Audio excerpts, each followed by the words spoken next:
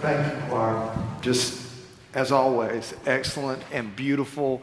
And today is so apropos for what we're going to talk about this morning. What we're talking about this morning is building and being a part of great teams that do great things. That's what we're going to talk about today. Building and being a part of great teams that do great things. Now, we're doing this in the midst of a series called Influencer.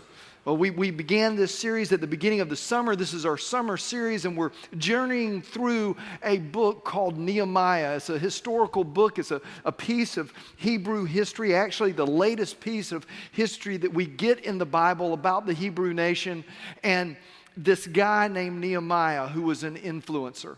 And what we have said in this series is that each one of us, all of us here, we are influencers. Maybe not in the social media part of the way, that we're not professional influencers that are impacting thinking and culture and trends and the economy and things like that, but we are personal influencers.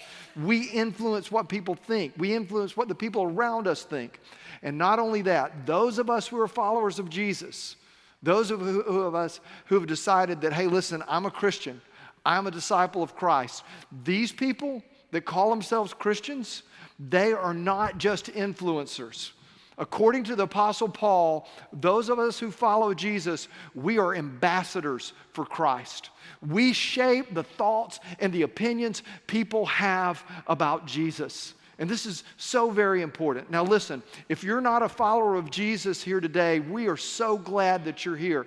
We're glad that you're here because this seat that you're sitting in, it is for you. God knew you were going to be sitting here before you did. And you are going to be able to have a ringside seat in hearing what matters to people who follow Jesus. And I pray that you'll discover some things about Jesus. For all of us here today, I am glad that you're here. There's a lot of places you could have chosen to be this morning, but you've chosen to be here. And today we're going to talk about building and being a part of great teams that do great things in the context of being an influencer. Have you seen the movie The Boys in the Boat? Have you seen this movie? Some of you have. It's an interesting movie. It's a very well done movie. It's not a church movie, but it is definitely a movie that is about team, about the most unlikely team probably that entered into the 1936 Olympics. It's about that team. It was made up of these working class boys that were actually the second string University of Washington rowing team or crew team. Now, if you don't know much about crew or rowing, let me tell you, you don't have to know a whole lot about it to know that it is the picture of team. It may be the quintessence picture of team. Because what you have in a rowboat with 8 men, actually there's 9 men, there's one that's just calling the shots. He's the leader, he's the coxswain is what they call it. But it is a picture of team. Because you have two things at play there. You have these men or these women, if it's a women's event, that are in peak physical shape. They are at the peak of their strength. And that strength is in sync. That strength is in sync. And when it's in sync, it is something beautiful to see a scull boat, a crew boat, glide across the water. Some people say that it's kind of like poetry in motion. I think not. I think it is more like seeing music, physically seeing music, because what you have in a crew boat, an 8-man rowing team, is you have rhythm and you have harmony. You have all this strength, individuals that are at the peak of their physical strength and they're in sync with one another and they glide over the water. Those of us who want to be influencers, we either build or we belong to great teams that do great things. And you might be thinking, well, I'm not a part of a team. I don't have a team. I want to push back on that a little bit. Teams are anywhere where people bring together their strength and they bring it in sync to achieve something greater than themselves. I think we all desire to be a part of a team. And teams come in all shapes and sizes. I've been fascinated with teams since I was in about the 8th grade or the 7th grade. And I discovered a football team that was really great. But then I've discovered a musical team that was really great. That's right, they're called bands or choirs. but they're still teams. And I studied this band. They were called the Beatles, and they had broken up long before I discovered them. And they also said, no, all you need is love, and then they broke up. I don't understand that. But anyway, they were a great team. They did incredible things. I also discovered in high school, in youth choir, that my youth choir director, or our minister of music, his name was Richard, by the way. Pretty good name for a minister of music, but it dawned on me one night sitting in choir, I was like, he's not doing anything different than my football coach does. He's trying to get us on the same page, doing the same thing. It was a great team. And you look through history and you see these great teams that if you look at them closely enough, they begin to fascinate you. Lincoln's cabinet during the Civil War is called The Team of Rivals by Doris Kearns Goodwin. These guys that were once rivals come together as a great team. You think about the team that in 1937 released a full-length feature animation called Snow White.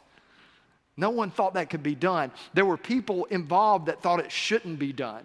Roy Disney, who was the brother of Walt Disney, who made this full-length feature cartoon, said that it was his brother's folly. He called it Walt's folly.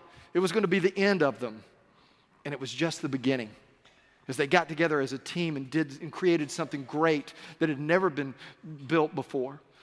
The early Macintosh computer, Apple computer, that was an incredible team that produced that. They're all teams of shapes and sizes, musical teams, athletic teams, business teams. And probably the most important team is your home team, your family.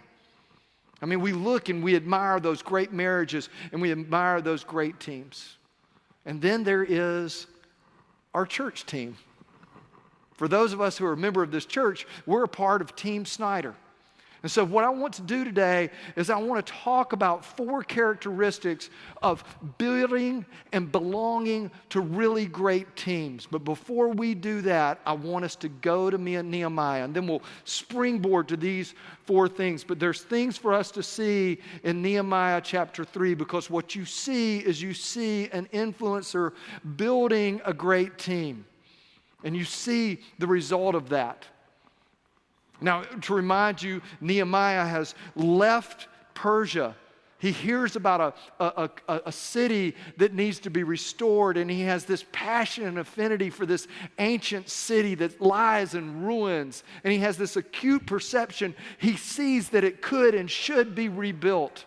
And he has this proven ability, so much so that while he bears the name Nehemiah, which means Yahweh comforts, the God of Israel comforts, he has actually proven his ability so much that he is a part of the royal Persian court, and he speaks to the king, and the king says, yeah, you can go to a place that he's probably never been, 1,000 miles away, and rebuild this city, and he does that. And for days, after a 1,000-mile journey, he is strategically silent, and then he stands up and he speaks with such compelling communication that the people that he's speaking to rise up and they say this. They say, let us build.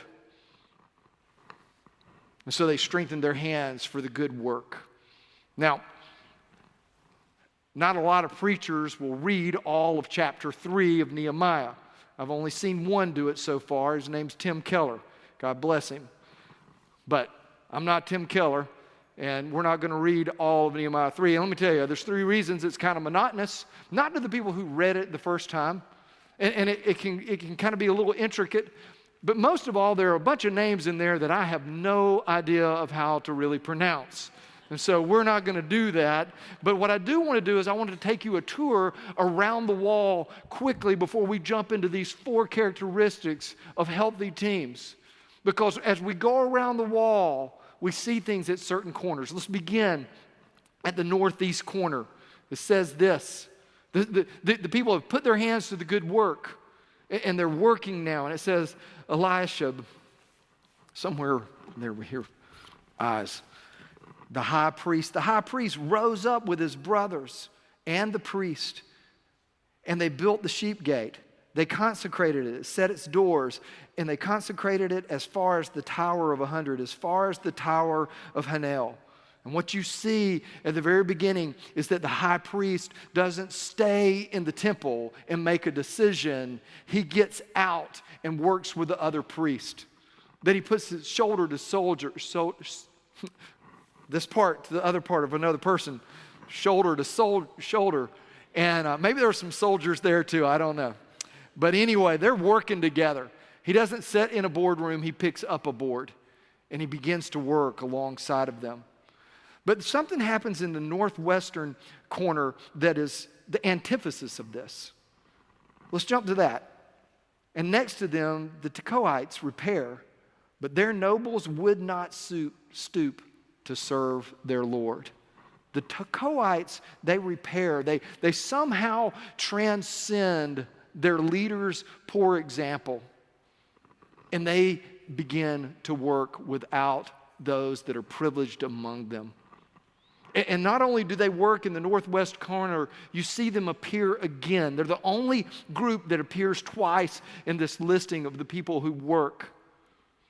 You know, we've said time and again that Nehemiah, as with every Old Testament book, points to Jesus. And you see this in these two passages out of Nehemiah 3. You see the high priest not stay in the temple, leaves the temple and works on the wall. You see the Tekoites, they get out there, they stoop to serve. And that is what Jesus said. Jesus said, hey, listen, I did not come to serve. I did not come to be served, but to serve. That the greatest among you would be your servant. See, there's a lot of people, and maybe the nobles here, maybe these privileged few, they're of that breed they're willing to step up and speak up. But the really rare breed, what they do is they step up and they step in. And that's what Jesus did for us. He didn't regard equality with God something to be grasped, but he emptied himself. And what did he take on? He took on the nature of man, and the nature of man like a servant. And he became obedient even to the point of death so that you could connect with God, deeply and intimately connect with God. All of the Old Testament points to Jesus. This is just one of the places where we see it so very clearly. And then we move over to the southwest corner, and we read that next to him, Shallum, the son of Haloesh, the ruler of half the district of the city, repaired. He worked. And not only was he working for Jerusalem, Team Jerusalem, he had his home team out there working with him, his daughters with him working. We skip over the Southeastern Conference. They had the best athletes of all of these. And thank you for getting that. I worked really hard on that joke. There is no Southeastern corner to talk about, so we're going to run over to the Northeastern corner again. In that gap, and it says, in between the upper chamber of the corner of the sheep gate, the goldsmiths and the merchants repaired. In this chapter 3, and I do encourage you to read it and to study it, because what you're going to see is you're going to see about 62 different people and groups come together. Their strength is in sync, and they do something that is greater than themselves. There are like 31 different connector words. You read next to, you read after, you read in between. And these people come together to create something greater than themselves. Let me tell you something. There is inside of you a desire for team. You are built to team together. The book of Genesis says it's not good for the man to be alone. And let me tell you why it appeals to. Sure, we restore our soul in silence. I understand that. But we come together in teams to accomplish things. There's something inside of you that longs to be a part of the team. And here are the three things that long. There's a piece of you that just wants to belong, that we want to belong. But that's not enough. We also want to achieve. Teams appeal to our desire to belong and to achieve, and they also appeal to this third thing, the desire to transcend. That somehow our individual strengths become greater when we come together. And so I want to go back for just a moment, and I want us to look at the definition of what it is to be a team builder. You'll see this, it's in your flyers at the top of the page. It says that a team builder is someone who is building up people, that they make people stronger, and they pull people together so that these people create something larger and better than their individual talents could create alone. They belong, they achieve, and they transcend. Over the years, in just looking at different teams, I've discovered that there are four things that happens when someone builds and belongs to a great team. Four characteristics of a great team. The first thing that you'll see is that there is affirmation. Whenever you see a great team or belonging to a great team, you see affirmation happening. And this is not just saying, hey, you did a good job, appreciate that, way to go, show up tomorrow. No, this is about bragging on people. Bragging on people and tell them, man, when you do that, it helps in this sort of way. This is about bragging on people behind their back. That's when you know you're on a healthy team. And bragging on them to other people in front of them. See, I like to go to choir practice. And one of the reasons I like to go to choir practice is it restores my soul. I am not a singer, but it restores my soul. But the other thing that I like about it is the way that Richard produces excellent music week in and week out. It takes place in that choir practice. And it is like a worship service meeting a comedy show because of his talent in both arenas. And it's true, right? And I love affirming that in Richard. And he's also just simply a team player. He makes us better. But we affirm people. Whenever you're on a great team, you're going to see that there is affirmation happen there. It doesn't matter if it's your home team, it's your family. You'll see affirmation there. The other thing that you're going to see is understanding. Whenever there's understanding on a great team, I believe it was true of Nehemiah's team that we read about in chapter 3. And I believe it was true of the team that built the first Apple computer. Everybody knew their goal and their role. That's it, man. That is a team working together. Everybody knows their goal and everybody knows their role in making it happen. And they love being together and they love running after it together. But I got to tell you, for me, in years of leading teams and being a part of teams, this one is the most difficult. The understanding is the most difficult.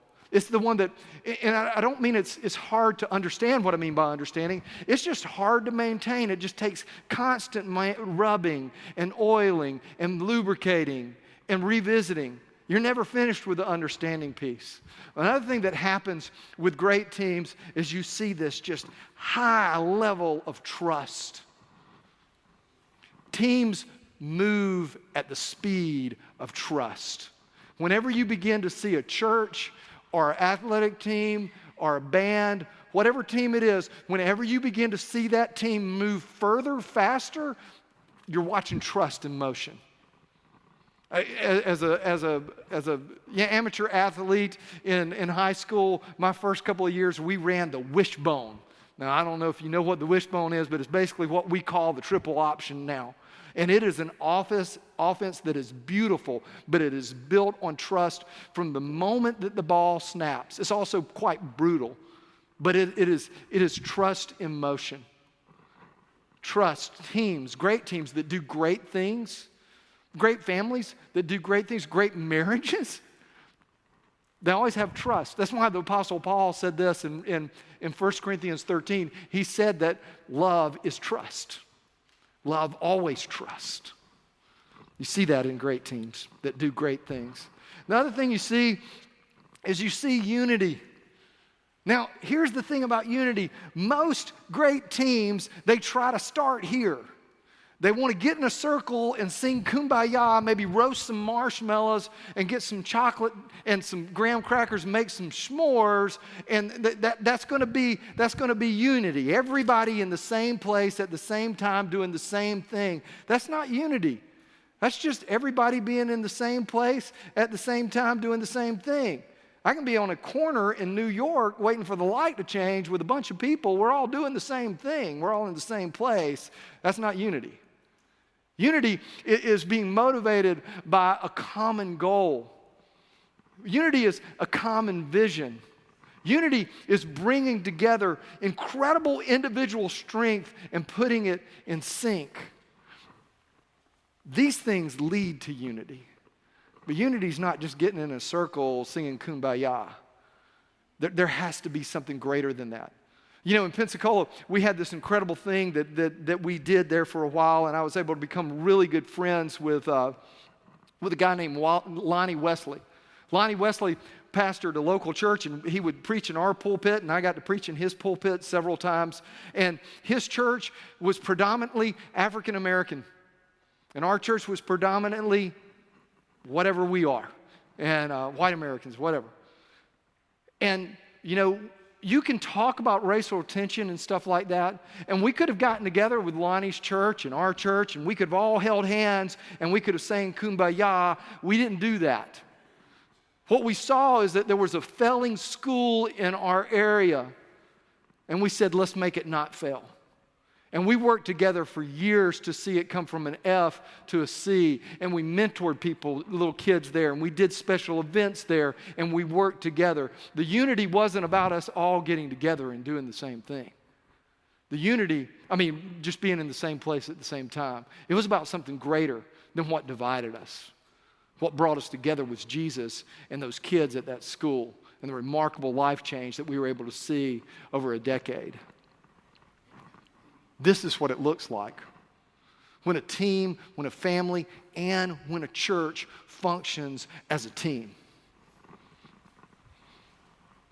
In my mid-30s, I was able to be a part of one of the greatest teams I've ever been a part of. I left a really large church, well-established church in Atlanta, Georgia, and joined a church startup. My first night, there was 80 people in a rented church facility. And I thought to myself, oh my gosh, what have you done, Blake? I had a young daughter, I was in my mid-30s, and 80 people. That's all we brought the first time. But it began to grow. We began to be sponsored by a larger church out of Alpharetta. The first time we were able to renovate a building, we renovated a Harris Teeter. You've heard of them. We renovated a Harris Teeter. And our first day, we had 1,400 people show up for worship. We would eventually go on to build a $42 million building in the heart of North Atlanta. And during that time, I was baptized more people than I even remember, adults that were coming to know Jesus. It was an incredible team. We had these four things working.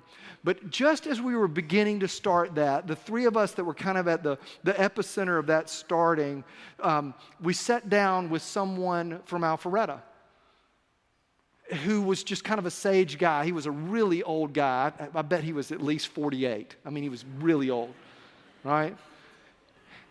All of us were young back then. And so it's myself with my little master's of divinity from Stanford University, Keith Eichel, who had a PhD in industrial psychology from the University of Georgia, and then David, who had his MBA from Harvard. And the three of us are sitting down with this sage guy, and he says, look, guys, y'all are onto something. This is really beautiful what's happening in Atlanta, but I need to tell you that the enemy is going to come against you, and he is going to come against you hard, and he is going to come against you in 4 ways. And these are the 4 ways that he's going to come against you. He is going to try to create accusations between you. And he is going to try to create confusion. And he is going to try to put suspicion.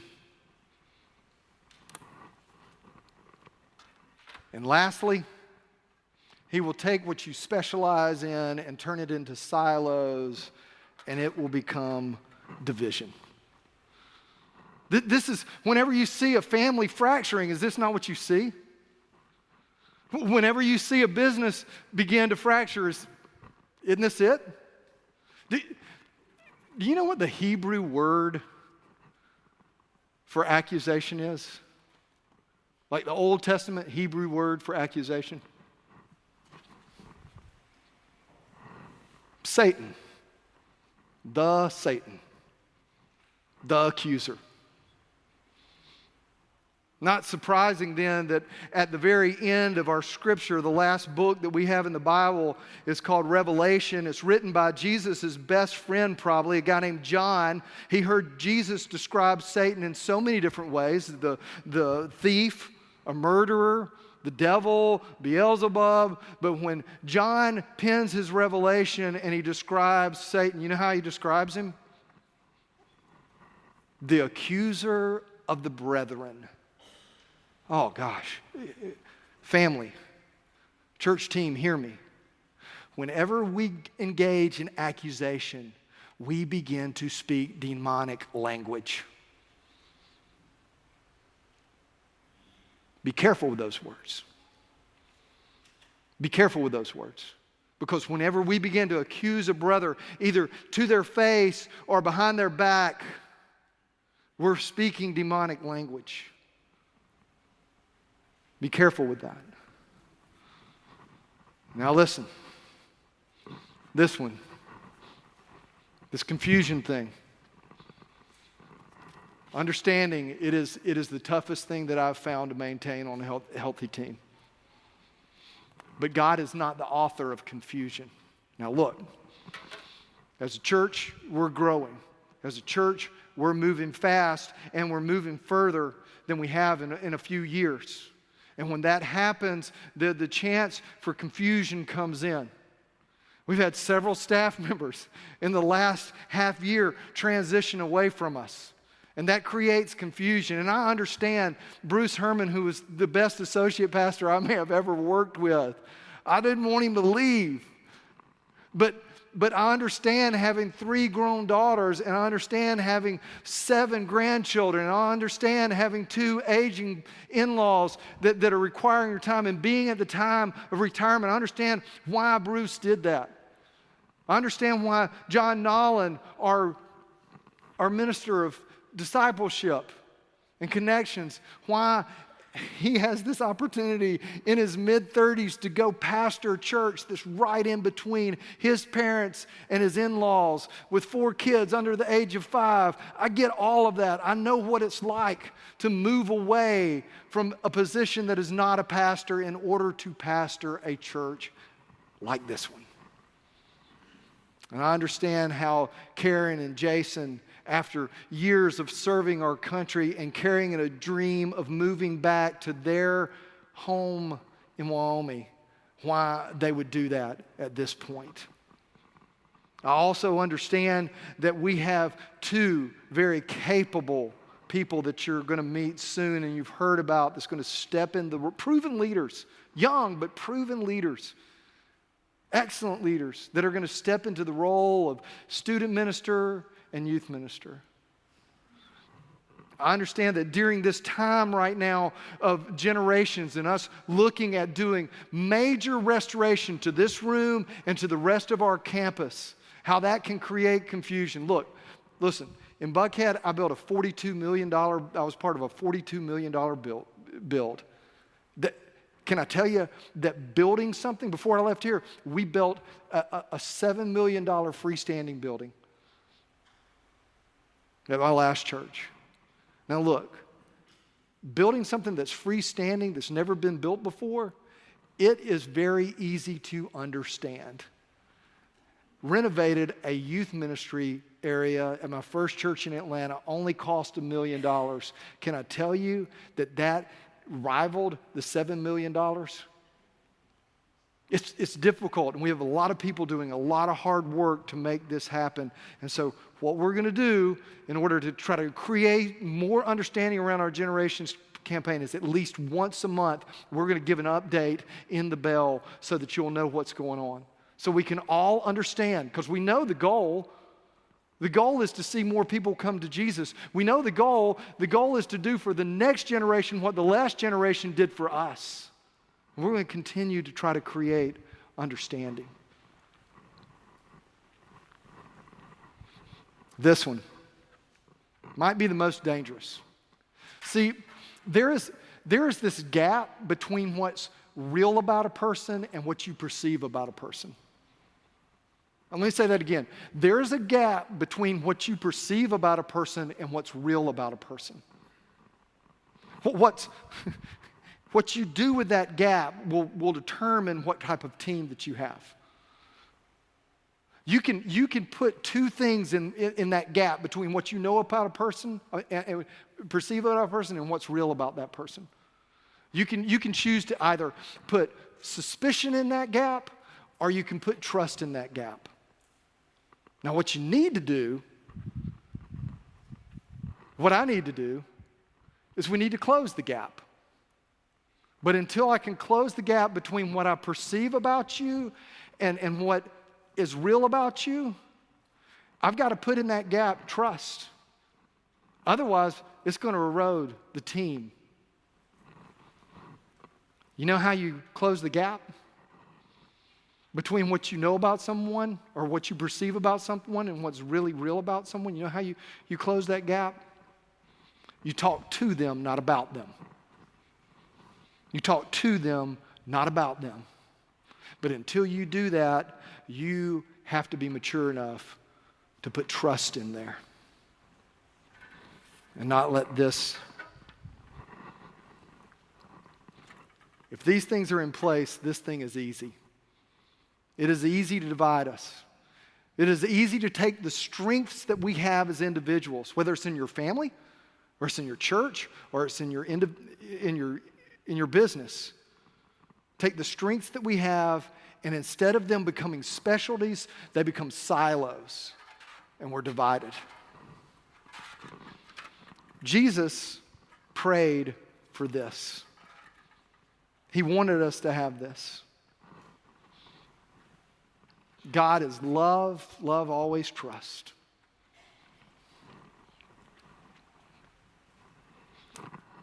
Paul wrote us and said the God that we serve, he wrote this in the 1 Corinthian letter, that God is not the author of confusion.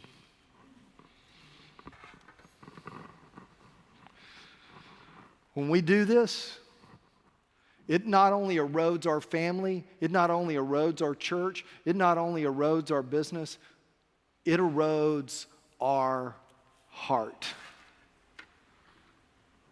This is what a healthy church looks like. Now, this is something I've shared with our deacons, shared with our staff multiple times, and it's something that we'll continue to work with and return to. But remember, I said that Jesus prayed this. I want you to hear a part of his prayer. His best friend John recorded this prayer, and it's in John 17. And this is what he prays in John 17. He's talking to God, verse 21, and he says that they may all be one. Just as you, Father, are in me, and I am in you. Now, you're talking about some incredible coming together. You're talking about incredible strength that is in sync when you read that. And then he continues to pray, and he says that they also may be in us, so that the world. Here's the result. Here's the reason. So that the world may believe that you have sent me.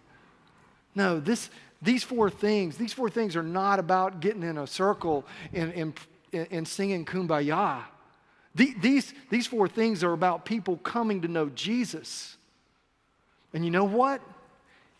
He prayed this prayer for you. He prayed this prayer for Snyder Memorial Baptist Church. Oh, no, he didn't, Blake. He prayed that for his disciples. He prayed that 2,000 years ago. Yes, and 2,000 years ago, he prayed that for your family. He prayed that for your church. Look at the verse before the one that we read. Jesus said, and he's talking to his Father, he's talking to his God, he says, he's talking to your God, he says, I do not ask for these things only, for these only. I'm not asking for just these 12, God, but also for those who will believe in me through their word. And through the centuries, the disciples' words have trickled out and marched out and moved out.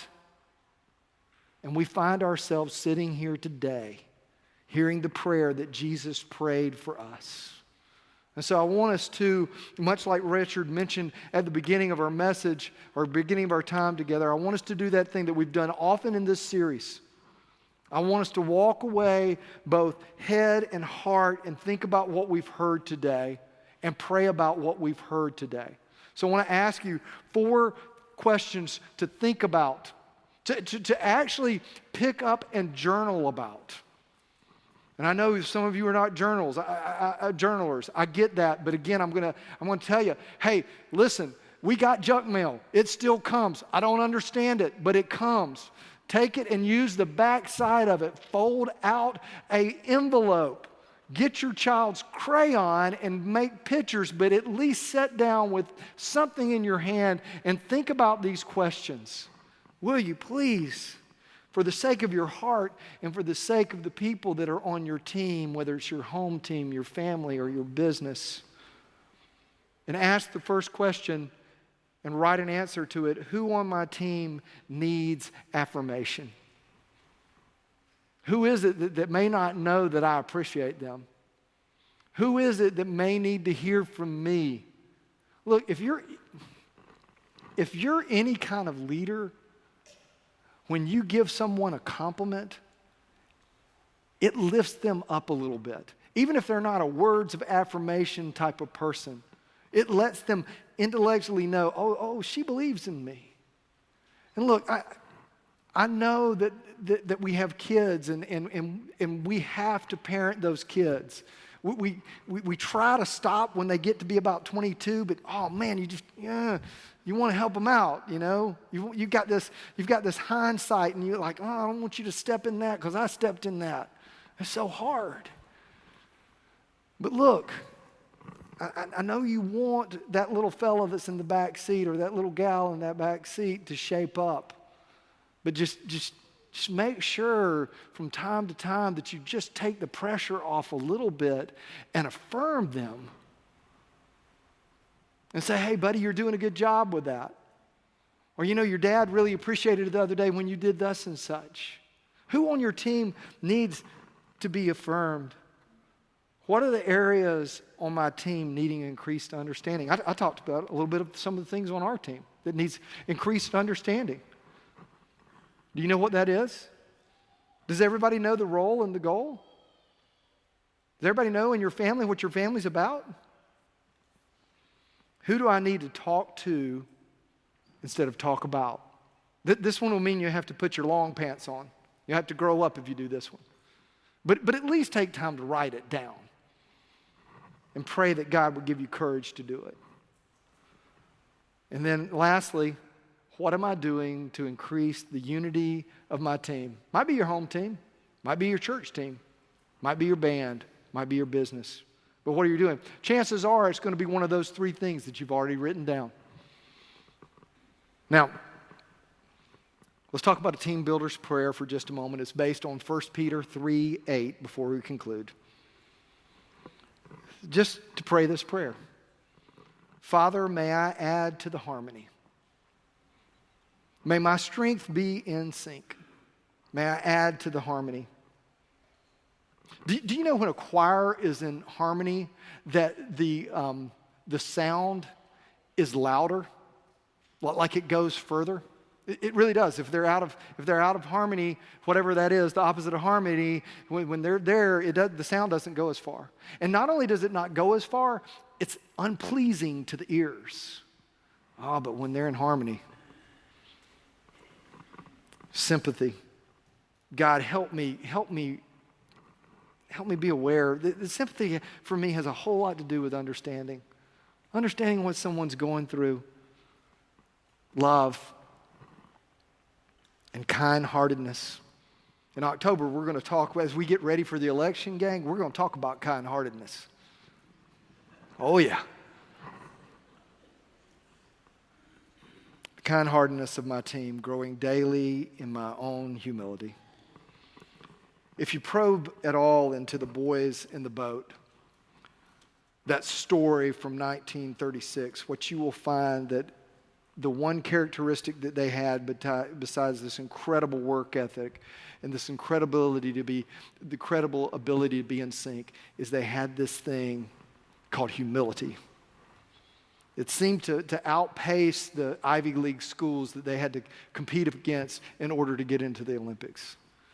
It seemed to outpace some of the teams there in the 1936 Olympics. Humility. May we grow in it. May we pray these prayers. Now, I hope you know Jesus. I hope you've met Jesus. But in case you haven't, let me remind you, or maybe you'll hear it for the first time this morning. Jesus was so humble that he did not regard equality with God to be grasped, but he emptied himself. And he took on the form of a servant. And he became obedient, even to the point of death, even death, the death of a criminal. Why did he do that? So that he could connect with you, so that he could connect you with God. And if you've never made that connection, if you've never come to that place in your life where you know Jesus personally, I pray that today that you'll do that. Susie, one of our team members, one of our ministers, she's going to be standing right here. I'm going to be standing right here as well. And we're going to sing a song in just a moment. If you don't know Jesus, if you haven't met this humble Savior, we want to give you that opportunity right now. And if this is your morning, maybe you've been coming for a while and you're thinking, yep, I want to be a part of this team. I want to be a part of this piece, this portion of the body of Christ. We're running hard after Jesus. We want you to run with us. Richard, come and lead us as we sing, and we'll be down front.